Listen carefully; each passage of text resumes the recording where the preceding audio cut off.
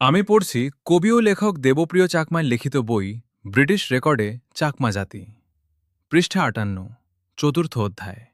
অধ্যায়ের নাম ব্রিটিশ কর্তৃক চাকমা ভূখণ্ড বেদখল ও প্রশাসনিক পুনর্গঠন, রাজস্ব ব্যবস্থা সুসংহতকরণ। চাকমা রাজার আগের উৎস যেগুলো ছিল ব্রিটিশ সরকার সেগুলো দখল করে ফেলে, যার মধ্যে কাস্টমস চৌকি, ভূমিকর, ছনখোলা ইত্যাদি।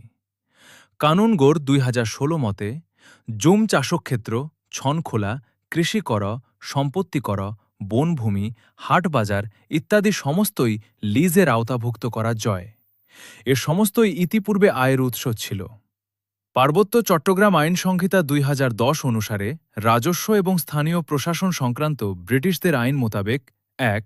সার্কেল চিফের নিয়ন্ত্রণে মৌজার হেডম্যান দ্বারা জুম চাষের খাজনা, লাঙ্গলে চাষযোগ্য জমির খাজনা, অকৃষি জমির খাজনা ও ঘাস, শোন এবং গর্জন খোলা ইত্যাদির খাজনা আদায়ের ব্যবস্থা রাখা হয়। ২. হেডম্যানগণ লাঙ্গলে চাষযোগ্য জমির খাজনার ১/৮ এবং সার্কেল চিফরা এর ১/১৬ পাবেন। অধিকন্তু হেডম্যানগণ তার মৌজার ৫০ একর পর্যন্ত জমি বিনা খাজনায় ভোগ দখল করতে পারবেন। ৩.